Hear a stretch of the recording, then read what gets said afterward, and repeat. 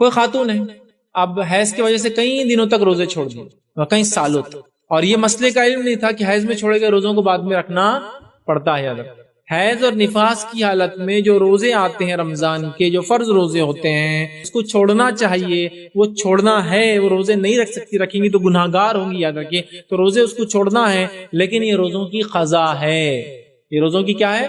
قضا ہے۔ اب ایک لانگ ٹرم تک ایک عورت نے روزے نہیں رکھی، مطلب حیض نفاس آ گیا، روزے چھوڑ دی گئی، اولاد کی پیدائش وہ سال کے رمضان کے روزے چلے گئے، پھر فلاں ہوا تو وہ روزے چلے گئے، پھر حیض کے سے یہ روزے چلے گئے، وہ روزے چلے گئے، یہ ہو گیا وہ ہو گیا، ایک لانگ ٹرم تک ایسا ہوا، اور اس کو علم نہیں تھا کہ اس کی قضا ہے، تو اب کیا کریں؟ اب معلوم ہوا یا معلوم تھا نہیں کر پائی، دونوں کا کیا حل ہے وہ دیکھتے ہیں۔ ایک تو نہیں معلوم تھا، کسی نے بول دیا ارے نہیں کچھ نہیں، جیسا نماز چھوڑ سکتے ویسا روزہ بھی چھوڑ سکتے۔ یہاں تک ماں عائشہ کیا فرماتی ہے، ہم حائضہ ہوتی تو ہم کو نماز اور روزے چھوڑنے کا حکم ہوتا، نماز کی قضا نہیں اور روزے کی قضا کروائی جاتی۔ اچھا، روزے کی قضا کب کرنا ہے آپ کو؟ رمضان کے بعد سے لے کر اگلے رمضان کے پہلے تک۔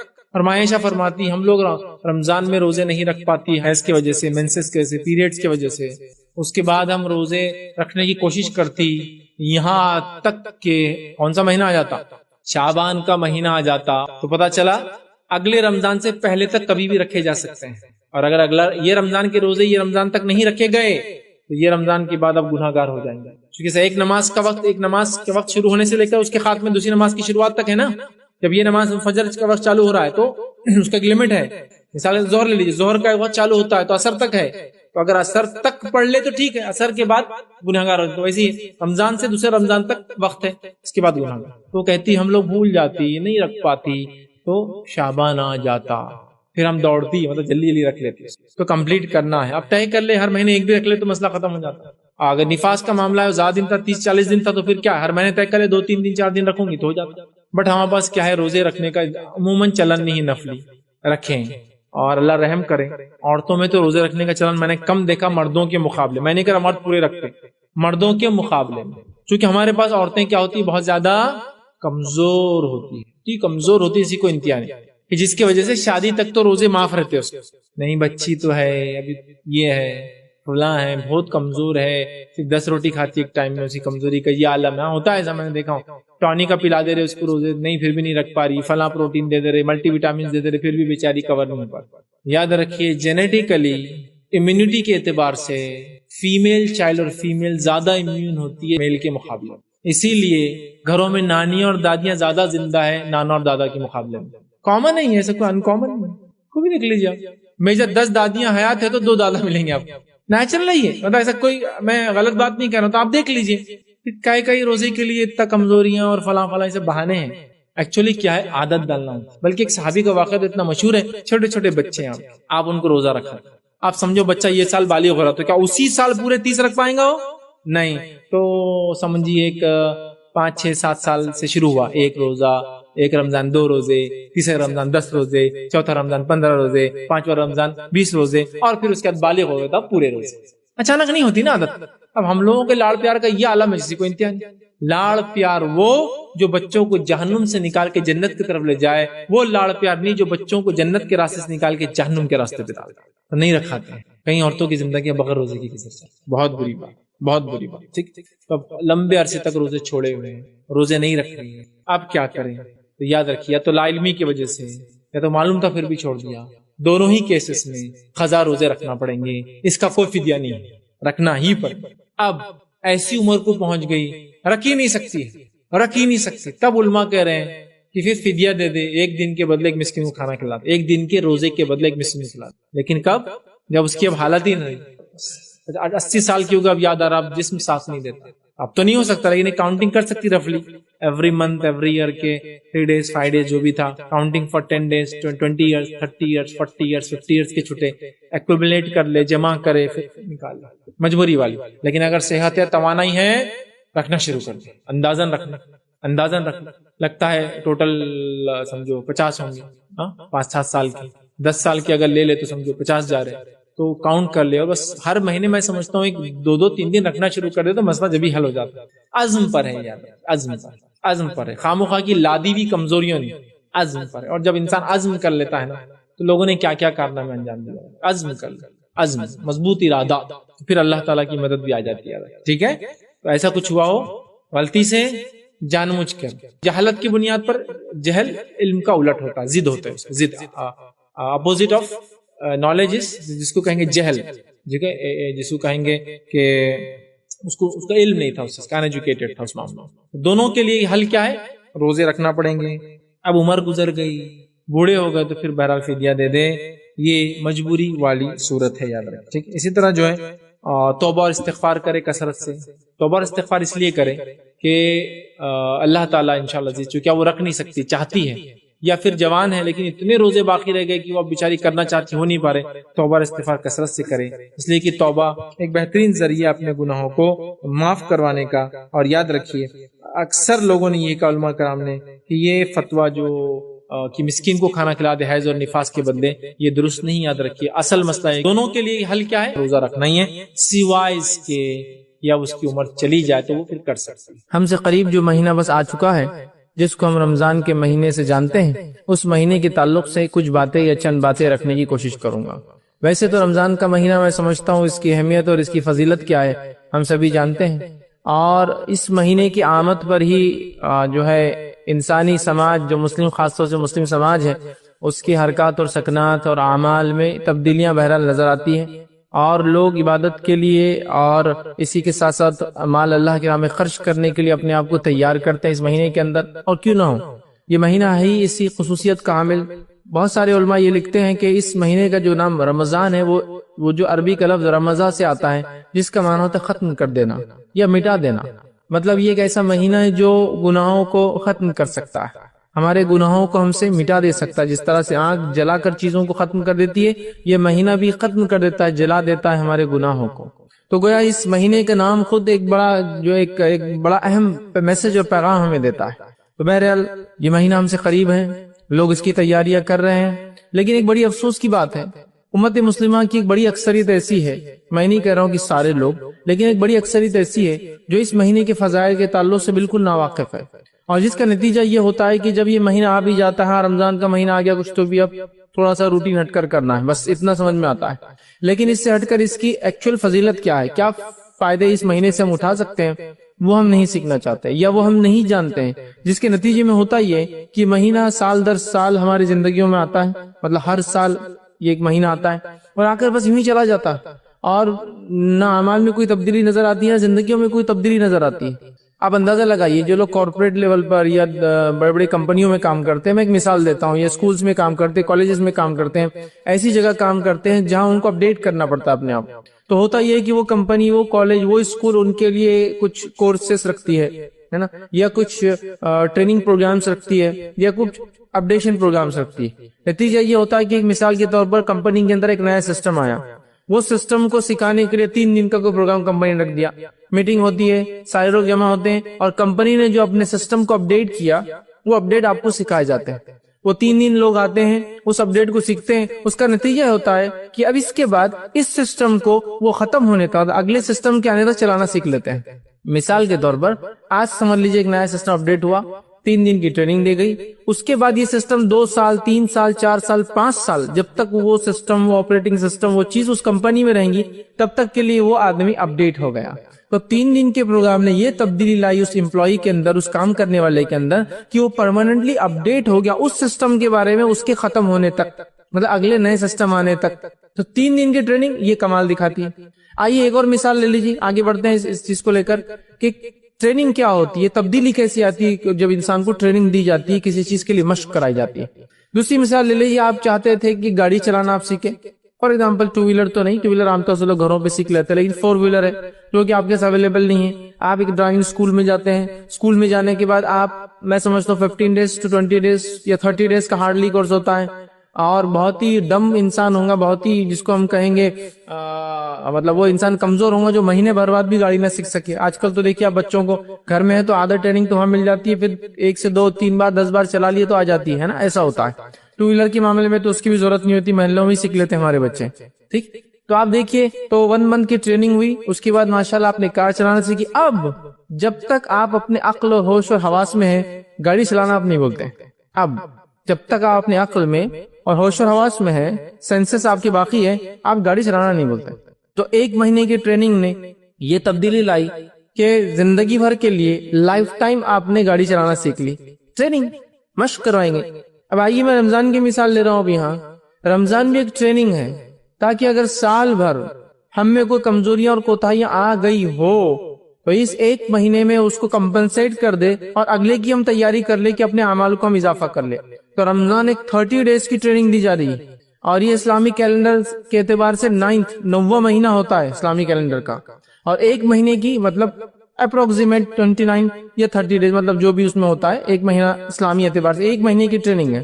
لیکن کتنی افسوس کی بات ہے، اس ایک مہینے کی ٹریننگ اور مشق سے جو مسلمان گزرتا ہے، جب وہ چاند دکھ جاتا ہے تو ایسا گزرتا ہے اس ٹریننگ سے کہ جس کے نتیجے میں اس کو دیکھ کر رشک آتا ہے کہ ماشاءاللہ سبحان اللہ الحمدللہ کیا تبدیلیاں ہیں۔ لیکن 30 ڈیز جو ہی یا 29 ڈیز جو ہی گزرے، مہینہ ختم ہوا اور چاند نظر آیا دوسرا، پھر ایسی تبدیلی آ جاتی کہ لوگ بولتے سبحان اللہ یہ وہ انسان تھا کہ جو ابھی دکھ رہا تھا ایک دن پہلے۔ آپ سمجھ رہے بات کو میں جو بتانا چاہ رہا ہوں کہ 3 دن کی اور 30 دن کی ٹریننگز ایک انسان پر ایک سسٹم کے ختم ہونے تک اور ایک انسان پہ اس کی زندگی ختم ہونے تک سکھا دے رہی ہے، اس کو ہمیشہ کے لیے اس کا عادی بنا دے رہی ہے۔ تو کیوں یہ 30 ڈیز کی ٹریننگ یا ایک 1 منتھ کی ہماری اسلامک ٹریننگ جو ہم کو رمضان میں ملی، وہ ٹریننگ کا اثر ایک دن میں کیسے ختم ہو جاتا ہے؟ یہ تعجب اور امیزنگ چیز ہے۔ 3 دن کی ٹریننگ سسٹم کے ختم ہونے تک آپ کو اپڈیٹ کر رہی ہے، 30 دن کی ٹریننگ زندگی بھر کے لیے آپ کو گاڑی چلانا سکھا دے رہی ہے۔ ٹیچرز جو ہوتے ہیں اسکول کالجز کے اندر، ان کو 2 3 دن کے ان کے ٹریننگ پروگرامز ہوتے ہیں، وہ ان کی زندگی کو چینج کر دیتے ہیں۔ تو سوال یہ 30 ڈیز کا ایک پروگرام جو اللہ رب العزت نے بائی ڈیفالٹ امت مسلمہ کو ہمیشہ کے لیے دے دیا، وہ پروگرام کو اتنا ہم لائٹلی کیسا لے رہے ہیں، اتنا آسان کیسے لے رہے ہیں کہ 30 دن ہم مسلسل ماشاءاللہ نمازوں کی پابندی کر رہے ہیں، زکوٰۃ اور صدقات کی ہم پابندی کر رہے ہیں، اور تمام وہ اعمال جس سے اللہ راضی ہوتا وہ کر رہے ہیں، اور 30 دن گزرنے کے بعد کایا ایسی پلٹ جاتی، زندگی ایسی تبدیل ہو جاتی کہ کچھ ہوا ہی نہیں تھا، کچھ ہوا ہی نہیں تھا۔ ایک چاند دکھا، اور میں بار بار کہتا ہوں، بہت سے لوگ کہتے ہیں کہ آپ بہت برا کہتے ہیں، ہارش کہتے ہیں، اس طریقے سے نہیں بولنا چاہیے کہ ایک چاند امت مسلمہ میں ایسی تبدیلی لاتا ہے کہ راستے بند ہو جاتے ہیں نماز کے لیے، اور ایک چاند پھر اگلا آتا ہے ایسا کرتا ہے کہ امام کو مصلی ڈھونڈ کر لانا پڑتا ہے۔ پہلا چاند وہ جب رمضان شروع ہوتا ہے راستے نہیں پورتے ہیں، مطلب مسجدیں تو ختم ہوگی، راستے بھی نہیں پور رہے ہیں، راستوں پہ شتنگی اور چٹائیاں ڈال کی نمازیں ہو رہی ہے، اور پھر ایک چاند پھر نکلتا ہے جو عید لاتا ہے، ٹریننگ کے خاتمے کا اعلان کرتا ہے کہ اب آپ تیار ہو، آپ نے تقویٰ اختیار کیا، آپ نے ذکر کو اختیار کیا، آپ نے خرچ کرنے کی عادت ڈالی، آپ نے اپنی نظروں پہ کنٹرول رکھا، آپ نے اپنے خلیوں کو سدھار لیا تھا، آپ نے اپنے اعمال اور افعال کو سدھار لیا تھا، آپ نے اپنے معاملات کو سدھار لیا تھا۔ پھر کیوں ایسا ہوا کہ وہ چاند دیکھتے ہی جب 31واں دن، اگر 31 کا اگر مہینہ تھا اور اگر 29 کا 30واں دن نکلا، ایک ایسی تبدیلی آئی کہ جیسے کہ ایک چاند مطلب ایک رات کے بعد ایک بھولا کوئی خواب تھا جو گزر گیا، مطلب ایسی کیسی زندگی اتنا ڈائنامک چینج کے ساتھ آئے، جبکہ یہ ٹریننگ دی جا رہی۔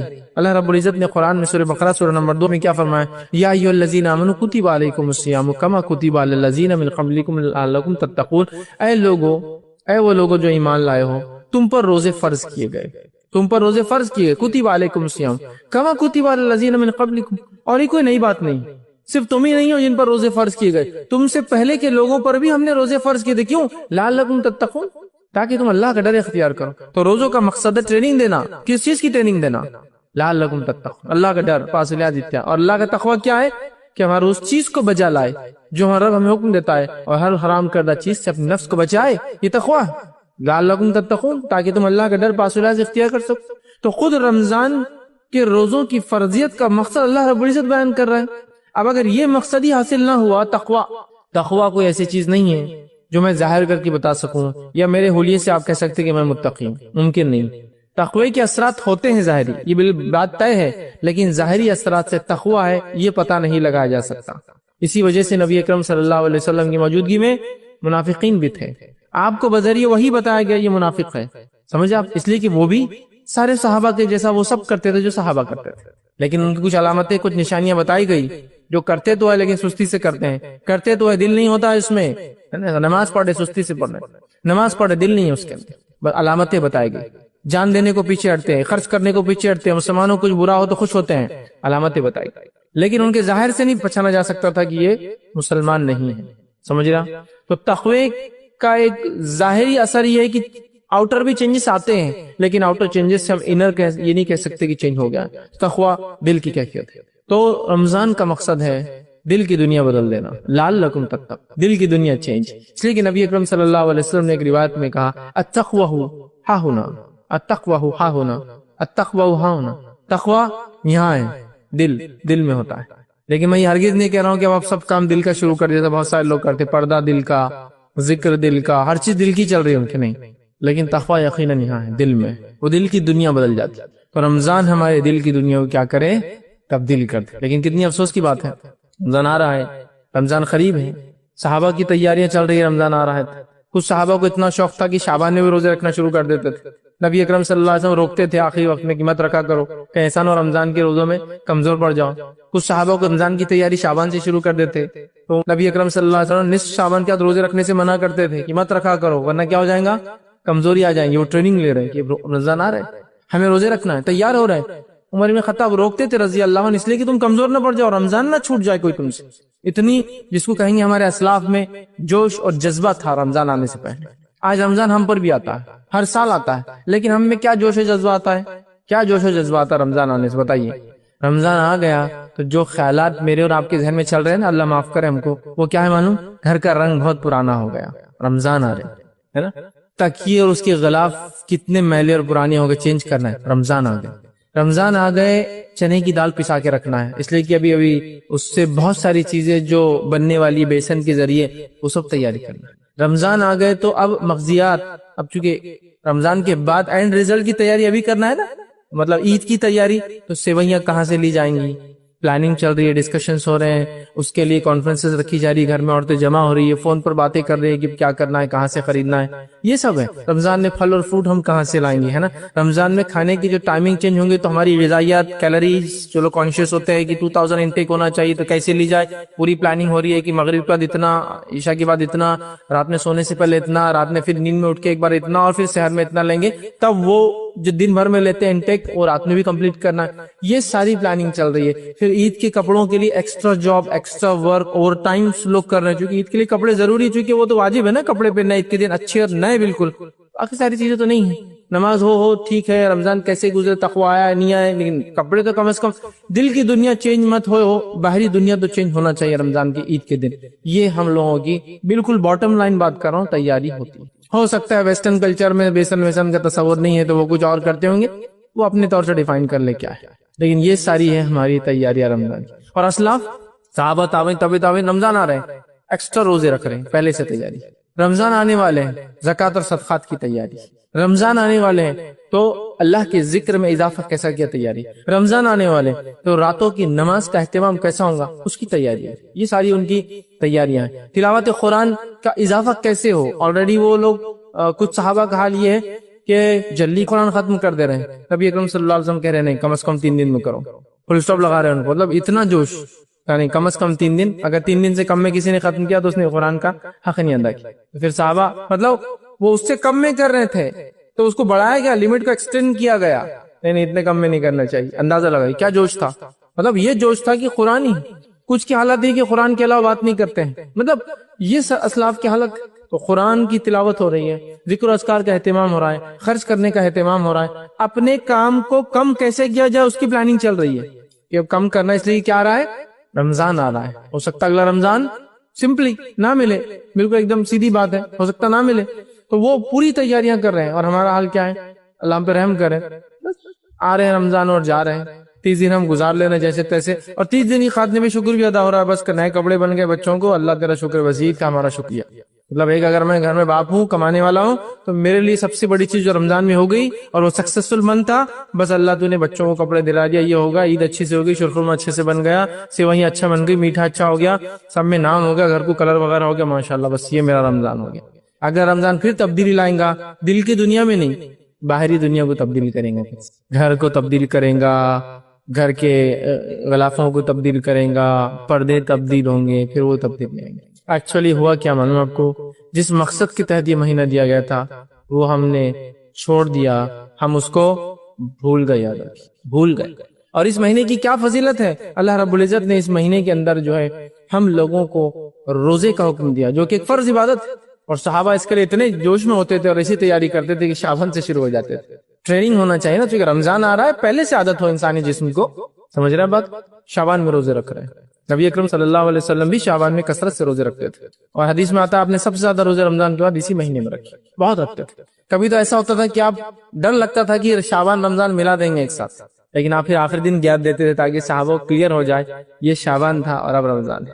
لیکن آپ نے جو ہے ان لوگوں کو منع کیا جو لوگ کمزور ہوتے ہیں یا کمزوری آ سکتی ہے اور شعبان کے روزے رکھ لے تو پھر رمضان کی نہ رکھ پائے. سمجھ رہے ہیں؟ تو یہ جذبہ ہے صحابہ کا، یہ اعمال وہ کر رہے ہیں، یہ اضافہ ہے ان کے اعمال میں، یہ زندگی کی تبدیلیاں ہیں. تو اللہ رب العزت نے اس مہینے کو اپنی فرض عبادت روزوں کے لیے چنا، جو کہ اسلام کے ارکان 5 ارکان میں سے ایک رکن ہے، اور اس کا چھوڑنے والا، اس کو نہ رکھنے والے کے لیے بہت خطرناک سزائیں سنائی گئی ہے نا. نبی اکرم صلی اللہ علیہ وسلم فرماتے ہیں میں رات سویا ہوا تھا، 2 لوگ میرے پاس آئے، مجھے اٹھا کر ایک پہاڑ پہ لے گئے. اس کی چڑھائی بہت مشکل تھی، میں نے کہا میں نہیں چڑھ سکتا، وہ مجھے بغل سے اٹھا کر اوپر لے گئے. اوپر لے جانے کے بعد میں نے شدید چیخ و پکار سنی لوگوں کی، اور میں نے دیکھا کچھ لوگ الٹے لٹکے ہوئے، پیر اوپر ہے اور جو ہے سر نیچے، ان کے جبڑے جو ہے چیرے جا رہے. میں نے کہا یہ کون ہے، ان کے ساتھ یہ کیوں ہو رہا ہے؟ تو ان لوگوں نے کہا یہ آپ کی امت کے وہ لوگ ہیں جو افطار جلدی کر لیتے تھے، مطلب روزہ رکھتے تھے لیکن افطار جلدی وقت پہ نہیں ہوتا، وقت سے پہلے. تو روزہ چھوڑنے والوں کا کیا حال ہوگا، اس سے اندازہ لگائیں. ان کے جبڑے چیرے جا رہے تھے اور خون نکل رہا تھا. تو روزہ ایک فرض عبادت ہے. اللہ رب العزت نے رمضان کا مہینہ اپنی ایک فرض عبادت کے لیے چنا، یہ اس کی سب سے بڑی فضیلت ہے، سب سے بڑی فضیلت. لیکن ہم دیکھتے ہیں ہمیں روزوں کے لیے بھی کوئی تیاری نظر نہیں آ رہی. صحابہ کو تو یہ معمول تھا، اسلاف کا تو یہ حال تھا کہ اپنے چھوٹے چھوٹے بچوں کو روزہ رکھاتے تھے اس نیت سے کہ وہ ٹرینڈ ہو جائے. اس لیے کہ ایک انسان بالغ ہو جائے تو نماز اور روزہ سے فرض ہو جاتا ہے. لیکن کیا آپ امید کرتے ہیں ایک بچہ اگر بالغ ہو تو وہ اپنے بالغ ہونے کے اسی سال پورے 30 روزے رکھ پائیں گا، یا وہ بچی، جب تک کہ اس کو پری پلان ٹریننگ نہ ہو. کہ مثال کے طور پر اگر بچہ جو ہے 10ویں سال سے بالغ ہوتا ہے اور وہاں سے اس پر روزے فرض ہوتے ہیں، تو پھر اس کو کیا ٹریننگ دی گئی کہ 7ویں سال اس نے 2 4 5 روزے رکھے، 8ویں سال اس نے 8 9 10 روزے رکھے، اور اس کے بعد 9ویں سال 15 ایک رکھے. تو پھر اس کو جب وہ 10ویں سال بالغ ہوا تو وہ پورے روزے رکھ سکتا ہے. ورنہ ممکن نہیں ہے یاد رکھیے کہ اچانک ایک سال آئے اور وہ کہے اب تم بالغ ہو گئے اور کل سے پورے روزے فرض ہیں. امپاسبل ہو جائے گا، ہارڈلی پاسبل ہے. سمجھ رہے ہیں بات کو؟ پھر ہمارے پاس ہوتا ہے بچہ بالغ ہونے کے بعد ٹریننگ شروع کرتا 2 4 سال، اور 14 15 سال کا ہونے تک پھر شروع کرتا پورے روزے رکھنا، اور اس میں عادت ہوئی اور اگر نہ ہوئی تو پھر تو گیا وہ بڑا غرق ہوا. عادت ہوئی تھی اور نہیں ہو سکی تو بس پھر والدین کو بس افسوس ہوگا، اس کو بھی افسوس ہوگا، اور اپنی زندگی چلتے رہیں گی اس کی روٹین. یاد رکھیے وہ ٹریننگ دلاتے تھے اپنے بچوں کو، ہم ٹریننگ لے رہے ہیں اپنے آپ کو، بچوں کو دلا رہے ہیں اس کی. وہ شوق ان میں جگا رہے ہیں کہ ہمارے بچے رمضان آئے تو روزے کے لیے خود ہم سے کہے کہ ہمیں بھی روزہ رکھنا ہے. ہمارے بچوں کو پکڑ کے ہم بڑے بڑے روزے رکھو تو بولتا نہیں میرے سے نہیں ہوتا، کیونکہ ماحول نظر نہیں آتا اس کو، وہ اہمیت نظر نہیں آ رہی ہے. جیسے عید کے کپڑوں کے لیے ڈسکشن چل رہے ہیں، بات چیت ہو رہی ہے، روزوں کے لیے کبھی کوئی چیز وہ سن نہیں رہا اس کی اہمیت کے بارے میں، کیسے رکھنا ہے، نہیں رکھ پائے تو اس کے لیے کیا کرنا چاہیے، نظر نہیں آ رہا اس کو. اور بچے اسی چیز کو اہمیت دیتے، یاد رکھیے، جو اپنے گھر کے ماحول میں یا اپنے سماج میں لوگوں کو اہمیت دیتے ہوئے دیکھتے ہیں. سمجھا بات کو؟ اسی لیے ہر علاقے کے بچوں کے پاس الگ الگ چیزوں کی الگ الگ اہمیت ہوتی ہے. سمجھا؟ یہ ہے، یاد رکھیے، کیونکہ ماحول میں اور سماج میں اس چیز کو ہوتے ہوئے دیکھتے ہیں تو اس چیز کو اہمیت دیتے ہیں. تو یہ فرض عبادت روزوں کا مہینہ ہے، ہم لوگ اس میں ضرور روزے رکھیں. اور اس کا مقصد، روزے کا مقصد، رمضان کا مقصد لعلکم تتقون. تو روزے کا مقصد ہے کہ ہم اللہ کا ڈر اختیار کریں، پاس و لیاز اختیار کریں. رمضان کا مہینہ اسی لیے دیا گیا کہ ہم روزہ رکھیں اور اللہ کا ڈر اور تقوی اختیار کریں. یہ سب سے اہم چیز ہے. یہ رمضان جو انشاءاللہ عزیز اب ہم پر آئیں گا، یہ ہم میں جو ہے ایک پرماننٹ چینج لا دے، ہمارے دل کی دنیا بدل دے، ہمارے معاملات بدل جائے. ذکر و اذکار کا جو ہے ہم نے رمضان میں کیا وہ بعد رمضان بھی باقی رہے. تلاوت قرآن جو رمضان میں کی، غیر رمضان بھی کنٹینیو سلسلہ چلتے رہے. روزوں کی جو عادت رمضان میں ڈالی، بعد رمضان بھی شوال کے 6 اور اس کے علاوہ بھی منڈے اور تھرسڈے جو جمعرات کے روزے کے عادی بن جائے. ایام 20 جو ہے چاند کی جو ہے 13 14 اور 15 کے ہم روزے رکھنے والے بن جائیں. اس کے علاوہ وہ تمام روزے جو نبی اکرم صلی اللہ علیہ وسلم نے رکھے یا رکھنے کا حکم دیا اور تمام ہم کریں. اور اس سے بھی ہٹ کر ہم نفلی روزے رکھے، اس لیے کہ ایک صحابی کو دیکھا گیا کہ وہ جو ہمیشہ روزہ رکھتے تھے، میکسیمم ٹائم روزہ رکھتے تھے. کسی نے آگے اللہ کے رسول کچھ لوگ روز ہی روزہ رکھ رہے ہیں، تو نبی اکرم صلی اللہ علیہ وسلم فرمایا سب سے بہترین روزہ داؤد علیہ السلام کا روزہ ہے. وہ ایک دن روزہ رکھتے اور ایک دن افطار کرتے، الٹرنیٹ ڈے روزہ رکھتے تھے داؤد علیہ السلام. ایک دن رکھتے ایک دن نہیں رکھتے. تو جب وہ صحابہ تک خبر پہنچی تو انہوں نے پھر ایک دن رکھنا شروع کیا اور ایک دن چھوڑنا ہونا، پورا ہی رکھ رہے تھے کنٹینیوس. تو یہ شغف، یہ دھن اور یہ جذبہ جاگ گیا تھا. لیکن بڑی افسوس کی بات ہے یہ چینجز ہم میں نہیں آ رہے. اور رمضان ایک ایسا اہم مہینہ ہے کہ نبی اکرم صلی اللہ علیہ وسلم کے ساتھ ایک خاتون نے ارادہ کیا کہ وہ جو حج کے لیے جائیں گے لیکن نہ جا پائی کسی وجہ سے، چونکہ سواری کی کمی تھی. نبی اکرم صلی اللہ علیہ وسلم دریافت کیا تم آ رہی ہو حج کو؟ تو کہا نہیں میں نہیں آ سکتی ہوں، اس لیے کہ اونٹ 2 ہی ہے ایک کھیتی باڑی کے لیے، ایک پانی کے لیے لگتا ہے. تو میں اگر سفر پہ آ جاؤں گی آپ کے ساتھ حج کے یا چلوں گی تو پھر اونٹ کو مطلب سواری کا کیا ہوگا، گھر بار کیسے چلیں گا؟ پھر نبی اکرم صلی اللہ علیہ وسلم فرمایا تو پھر تم رمضان میں عمرہ کر لینا، اس لیے کہ رمضان میں کیا گیا عمرے کا ثواب حج کے برابر ہے. دیکھیے کتنا افضل مہینہ ہے کہ اس مہینے کی گیا ایک نفلی عمل عمرہ، یہ حج اصغر ہے، چھوٹا حج ہے، اور حج اکبر ہوتا ہے. تو یہ بھی کیا گیا حج اصغر عمرہ حج اکبر کے برابر ثواب. لیکن اس سے حج ساقط آپ سے ہٹ نہیں جائیں گا، وہ اپنی جگہ باقی ہے، لیکن ثواب درجے کے اعتبار سے، اہمیت کے اعتبار سے، ریوارڈز جو ملنے والے ہیں وہ اس کے برابر ہیں. سمجھ رہے ہیں بات؟ تو آپ اندازہ لگائیے مہینے کی کیا فضیلت ہے کہ عمرہ جیسا عمل، تو جو عمرے کو جا سکتا ہے. اللہ نے مال، دولت، صلاحیت، طاقت، توانائی دی ہے. آج کل تو بہت زیادہ سہولتیں اور آسانیاں ہو چکی ہے سفر کی، میں سمجھتا ہوں، اور قیمتیں بھی جو بہت کم اس میں ہو جاتا ہے. الحمدللہ جو فائدہ اٹھا سکتا ہے فائدہ اٹھا لیں، ہے نا. اس لیے کہ ہم نہیں جانتے کب زندگی کی حالت تبدیل ہو جائے، کب ہمارے ملک کی حالت تبدیل ہو جائے، کب وہ ملک کی حالت تبدیل ہو جائے جس کے اندر وہ چیز ہے. یہ بھی ہو سکتا ہے. تو آج ساری سہولتیں ہیں، بینیفٹ اٹھا لیجیے، فائدہ لے لیجیے.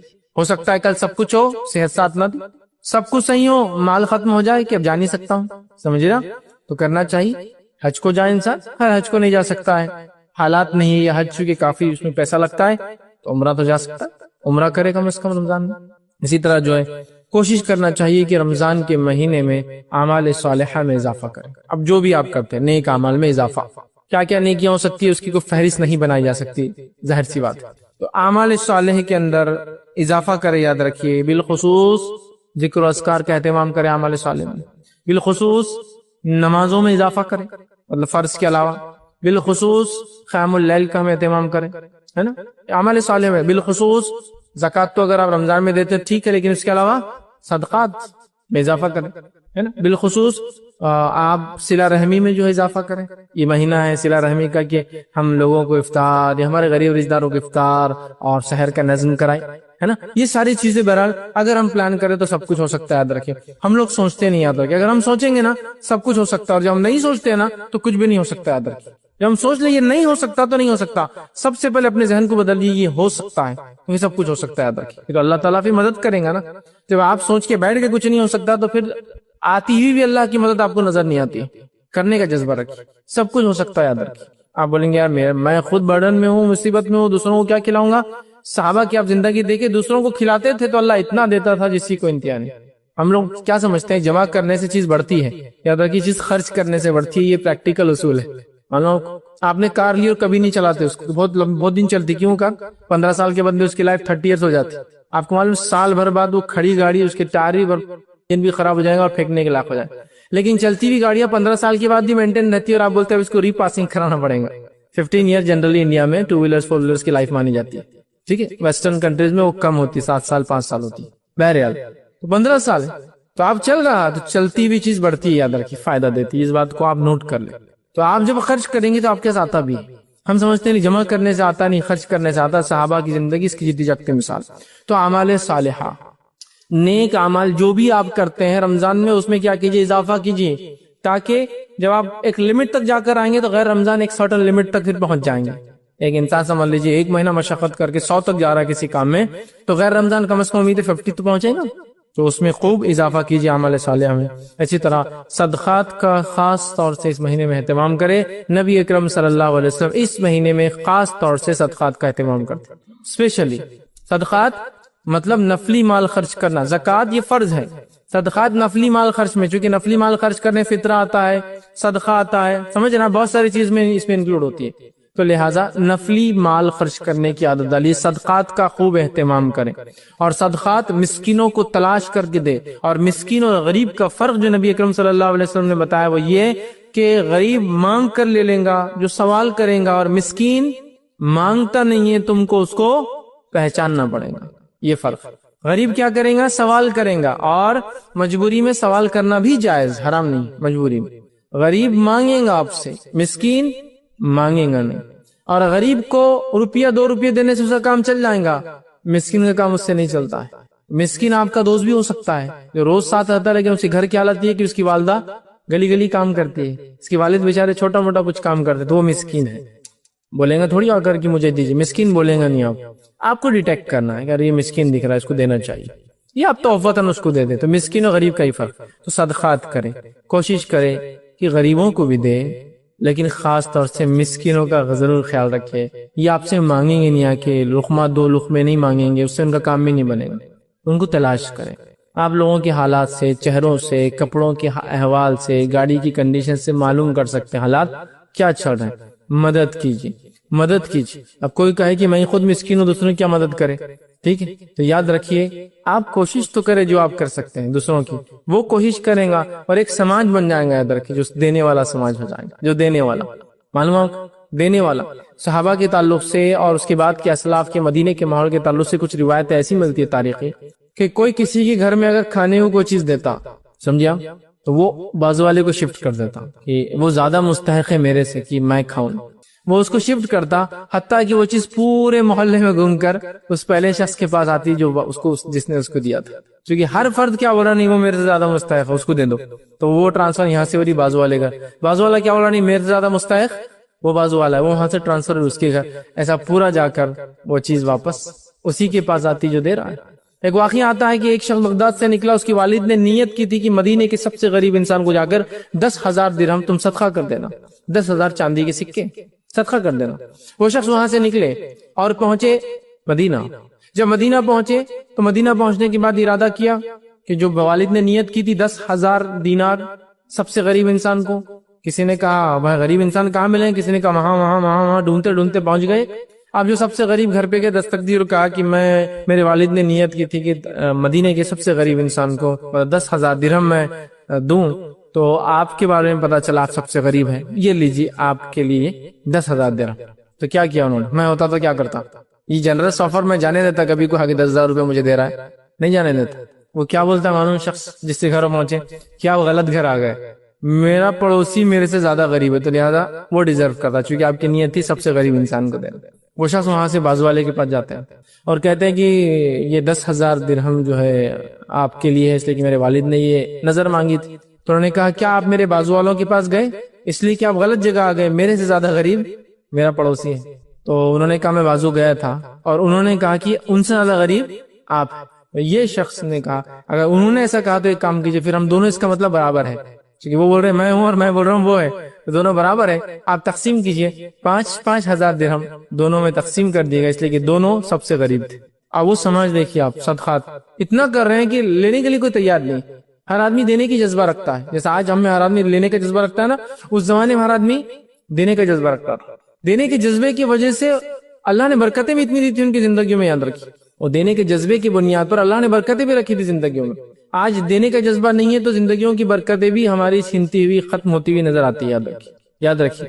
آپ دیکھیے پہلے زمانے میں روپیوں پیسے کی بڑی قلت اور کمی تھی، لیکن آپ زندگیوں کے اعتبار سے دیکھیں اور جو کام انہوں نے کیا بہت آگے تھا۔ ایک انسان ہے، ایک آدمی کماتا ہے ان دا سینس کیش، باقی سارے مشقت کرتے جو کیش نہیں ملتا ہے، کھیتی کا نہ جائے خود کھا لیا، کیش نہیں ملتا۔ ایک آدھ آدمی تھا جس کو کیش ملتا تھا، وہ ملازمت کر رہا ہے، فلاں اس میں ہے، گورنمنٹ آفس میں ہے، نواب کے دربار میں ہے، ایسا تھا، ایک آدھ کو کیش آتا تھا، لیکن پورا خاندان اور پوری فیملی چل رہی ہے اس میں۔ آج حالت یہ کہ سب کو کیش آ رہا ہے ہر طرف سے، لیکن حالت یہ کہ سب کو آنے کے بعد بھی پڑتا کسی کو بھی نہیں، چونکہ دینے کا مزاج نہیں ہے۔ تو فرق، صدقات کا اہتمام نبی اکرم صلی اللہ علیہ وسلم صحابہ دیا کرتے تھے۔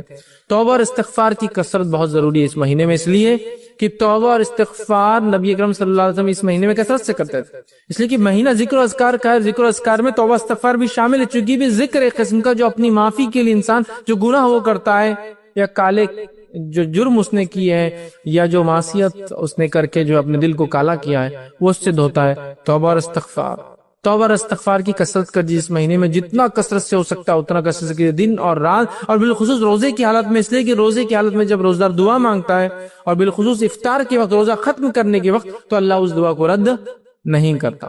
تو توبہ اور استغفار اپنے لیے، اور استغفار کے تعلق سے اہل سنت والجماعت کا، صحابہ کا یہ عقیدہ تھا کہ استغفار میت کے لیے بھی زندہ کا قبول ہوتا ہے، اور یہ بات نبی اکرم صلی اللہ علیہ وسلم کی حدیث سے ثابت ہے۔ تو خود کے لیے کیجیے، جو گزر چکے ان کے لیے کیجیے کہ اللہ ان کے گناہوں کو معاف کر، ان کو بخش دے، ان کی مغفرت کر، یہ ہے ان کے لیے استغفار۔ اپنے لیے کیجیے استغفر اللہ، استغفر اللہ کوئی خاص وہ نہیں، اتنا پڑھنا کافی آپ کا استغفر اللہ، نبی اکرم صلی اللہ علیہ وسلم ہر نماز کے بعد جو ہے ایک بار اللہ اکبر اور 3 بار استغفر اللہ، بس اتنا ہی کہتے ہیں، استغفر اللہ اتنا کیجیے۔ 70 سے 100 مرتبہ آپ صلی اللہ علیہ وسلم کرتے تھے، حدیث میں آتا ہے، روایت میں آتا ہے، ایک میں 70 اور ایک میں توبہ استغفار کے لفظ 100 مرتبہ آتے ہیں۔ تو کچھ علماء لکھتے ہیں جو کہ 100 مرتبہ یاد نہ تو ہر نماز کے بعد 5 بار پڑھ لے، 100 ہو جاتے ہیں شام تک، لیکن نماز کے بعد 20 بار استغفار پڑھنا سنت سے ثابت نہیں ہے۔ 100 کی کوانٹٹی کو کمپلیٹ کرنے کے لیے بتا رہا ہوں، یاد نہیں ہے تو چلو فجر کے بعد 20 بار پڑھ لیا تو زیادہ ہی پڑھی آپ، 100 بار آپ سے تو 70 سے 100 بار کرتے تھے تاکہ امت کو بتائے نبی اکرم صلی اللہ علیہ وسلم کی کوئی گناہ نہیں تھے، پھر بھی آپ کرتے تھے، ہمیں سکھانے کے لیے کہ دیکھو میں نبی ہونے کے باوجود کرتا ہوں تو تم کیوں نہیں کر سکتے؟ ٹھیک ہے، تو توبہ استغفار میں جو ہم اضافہ کریں۔ اسی طرح جو تلاوت قرآن، چونکہ یہ مہینے کا تعلق بڑا گہرا قرآن سے ہے، شہر رمضان الذی انزل فیہ القرآن، اللہ قرآن میں فرماتا ہے سورہ بقرہ سورہ نمبر 2 آیت نمبر 185، رمضان و مہینہ جس میں قرآن نازل ہوا، انزل فیہ القرآن ھدی للناس، یہ انسانیت کے لیے ہدایت ہے۔ تو قرآن کا مہینہ تو شہر رمضان شہر القرآن، رمضان کا مہینہ قرآن کا مہینہ ہے، ایسا بالکل دونوں چپکے ہوئے ایک دوسرے سے الگ نہیں ہو سکتے۔ رمضان کا مہینہ درحقیقت قرآن کا مہینہ ہے، قرآن کی تلاوت میں کثرت، نبی اکرم صلی اللہ علیہ وسلم اس مہینے کے اندر 2 بار قرآن جو ہے پڑھا کرتے تھے، مطلب ایک بار پڑھتے جبرائیل علیہ السلام کو سناتے اور ایک بار جبرائیل علیہ السلام آپ کو سناتے ایک دوسرے کو، اور آخری وقت آپ نے 2 بار پڑھ کر سنا جبرائیل علیہ السلام کو آخری قرآن، مطلب اس کے بعد اس سال آپ کا انتقال ہو گیا۔ کثرت سے قرآن رمضان کے مہینے میں، اور نبی اکرم صلی اللہ علیہ وسلم پورا قرآن جتنا آپ پہ اترا ہوتا اتنا پورا ختم کرتے رمضان میں۔ گویا رمضان ایک طرح سے پورے قرآن کا وہ ہوتا ریویژن ہوتا جو سال بھر اترا تھا، چونکہ آپ کی وفات سے پہلے تو قرآن اترتا رہا نا، ہر سال جتنا تھا قرآن اتنا پورا پڑھا جاتا رمضان میں۔ ہم لوگ بھی کوشش کریں، اور اسی لیے قرآن کو 30 پاروں میں بانٹا گیا ہے۔ یہ 30 پارے آپ کے زمانے میں نہیں تھے، یاد رکھیے، جو ہم لوگ مارکنگ کرتے ہیں وہ ہم نے بعد میں بنائے تاکہ 30 ڈیز میں قرآن ختم ہو، منزلیں بنائی گئی تاکہ 7 ڈیز 7 منزلیں ہیں نا، 7 دن میں ختم ہونا، سمجھ رہے آپ، 30 دن میں ختم ہونا۔ تو قرآن کو ختم کرنے کی ہم کوشش کریں اور خود پڑھیں، نماز کی شکل میں بالکل ہو سکتا ہے، لیکن خود بھی پڑھنے کی کوشش کرے کہ لے کر مصحف جو ہے اس کو ریڈ کرے، اس کو پڑھے، اس لیے کہ قرآن کا اس مہینے سے گہرا تعلق ہے، اور اللہ رب العزت نے اسی مہینے کو شرف دیا اپنے 12 مہینوں میں سے کہ اس مہینے میں اس قرآن کو جو ہے وہ نازل کریں۔ اسی طرح اس مہینے کی بڑی فضیلت وہ ہے لیلۃ القدر، بڑی فضیلت یاد رکھیں، اس میں لیلۃ القدر اتنی بڑی فضیلت ہے کہ ابن ماجہ کی روایت ہے، نبی اکرم صلی اللہ علیہ وسلم نے لوگوں کو جمع کیا، صحابہ کو رمضان سے کہا اب تم پر ایک ایسا مہینہ آنے والا ہے جس میں ایک رات ایسی آنے والی ہے جو اہمیت کے قدر اور منزلت اور اہمیت کے فضیلت کے اعتبار سے اتنی اہم ہے کہ 1000 مہینوں سے افضل ہے۔ جس نے اس رات کو پایا اس نے تمام خیر اچھائی کو حاصل کیا، اور جس نے اس رات کو چھوڑ دیا اس نے تمام خیر کو چھوڑ دیا، اور ایک بد نصیب و بے نصیب سے یہ رات چھین لی جاتی ہے، وہ اس کو نہیں منا پاتا ہے، چھین لی جاتی ہے۔ قرآن نے اسی کی گواہی دی اور کہا سورہ قدر میں اِنَّا أَنزَلْنَاهُ فِي لَيْلَةِ الْقَدْرِ وَمَا أَدْرَاكَ مَا لَيْلَةُ الْقَدْرِ لَيْلَةُ الْقَدْرِ خَيْرٌ مِنَ أَلْفِ شَهْرٍ، یہ کہا کہ ہم نے اس قرآن کو لیلۃ القدر میں نازل، اِنَّا أَنزَلْنَاهُ فِي لَيْلَةِ الْقَدْرِ، لیلۃ القدر میں اس قرآن کو نازل کیا۔ وَمَا أَدْرَاكَ مَا لَيْلَةُ الْقَدْرِ، اے مسلمانوں کیا چیز ہے جو تمہیں سمجھا لیلۃ القدر کیا ہے؟ لیلۃ القدر خیر من الف شہر، لیلۃ القدر 1000 مہینوں سے افضل ہے۔ نبی اکرم صلی اللہ علیہ وسلم فرمایا 1000 مہینوں سے افضل ہے جو اس رات کو حاصل کر لیا تمام خیر پا لیا، اور جس سے چک گئی سب چک گیا، اور ایک بد نصیب یا بے نصیب سے یہ رات چھین لی جاتی ہے۔ تو اب ہم بد نصیب ہے، بے نصیب ہے یا نصیب والے ہیں، طے کر لیجیے، رمضان آ رہا ہے، اور یہ رات یاد رکھیے آخری عشرے کی طاق 5 آڈ نائٹس میں سے ایک ہے، طاق راتوں میں سے ایک ہے۔ تو یہ 21 رمضان بھی ہو سکتا ہے، مطلب 21 کی رات 23 بھی ہو سکتی ہے، 25 بھی ہو سکتی ہے، 27 بھی ہو سکتی ہے، اور 29 بھی ہو سکتی ہے۔ یقیناً 27 کے تعلق سے کچھ حدیثیں آتی ہے کہ 27 ہے، 21 کے تعلق سے آتی ہے 21 ہے، 23 کے تعلق سے بھی آتی ہیں، تو پتہ یہ چلا 5 میں سے کوئی ایک ہے، ورنہ ہے کچھ روایت جس میں 27 کا لفظ ہے۔ تو علماء کہتے ہیں ایسی جو روایت ہے جس میں مخصوص ہے کہ 27 کو ایک صحابی کو آپ صلی اللہ علیہ وسلم کہا، مخصوص ہے ایک رات نبی اکرم صلی اللہ علیہ وسلم نماز پڑھ رہے تھے، بارش ہوئی ہلکی ہلکی رات، مسجد نبوی جو ہے کھجور کے پتے تھے، پانی ٹپک رہا تھا، اور جہاں تھے نبی اکرم صلی اللہ علیہ وسلم نے سجدہ کیا وہاں مٹی میں پانی گرا ہوا تھا، وہ رات تھی 21 کی۔ علماء کہتے ہیں یہ جو خاص علامتیں بتائے گی کہ 27 21 23، اس کا معنی یہ ہے کہ یہ رات ہر سال ایک وقت نہیں آتی، اگر ایک سال 27 کو آتی تو اگلے سال 29 ہو سکتا، 29 تو کسی سال 21، کسی سال 23، کسی سال، سمجھ رہا آتی بھی اگر ہے علامت ایک رات میں تو روٹیٹنگ ہے، وہ نیکسٹ ایئر وہ رات پہ نہیں ہوں گی، سمجھ رہا۔ تو لہٰذا ہم کو اس کو تلاش، کیسے بولتے ہیں، شب قدر کی تلاش ڈھونڈنا ہے۔ تو 21 کی رات، 23 کی رات، 25 27 اور 29 میں شب قدر کو تلاش کرنا، اور کیسے تلاش کرنا ہے؟ جیسے ہم آج کل تلاش کر رہے ہیں، آخری عشرہ شب قدر کی تلاش، 21 کی رات فلاں بازار میں، 23 کی رات فلاں بازار میں، اور 25 کی رات فلاں خریدی کے اندر، اور 27 کی رات فلاں ہوٹلوں میں، اور 29 کی رات فلاں، اور اس کے بعد ماشاءاللہ 1000 مہینوں کا ثواب حاصل۔ یہ ہماری پلاننگ ہے، میکسیمم جو پلاننگ ہے، اس سے ہٹ کر کچھ نہیں۔ اور پورا سماج، پورا ماحول ہی ہے، پورا حالات ہی ہے۔ اور چونکہ میں عموماً کہتا ہوں ڈپلیکیٹ نائٹس اتنی منا لی تو ریئل نائٹس، حقیقی جب راتیں آتی ہیں نا، اس کی اہمیت ختم ہو جاتی ہے۔ کوئی شب برات منا رہا ہے تو کوئی شب معراج منا رہا ہے، اسی کو وجہ ثابت نہیں کہ اس کو منایا جائے۔ معراج تک واقعہ ہوا، اس کو منانا ثابت نہیں، کچھ بھی نہیں۔ 15 شعبان کے تعلق سے کہا کہ 15 شعبان کو اللہ تعالیٰ تمام لوگوں کی مغفرت کر دیتا، سوائے اس شخص کی جو دل میں کینہ رکھتا ہو کسی کے۔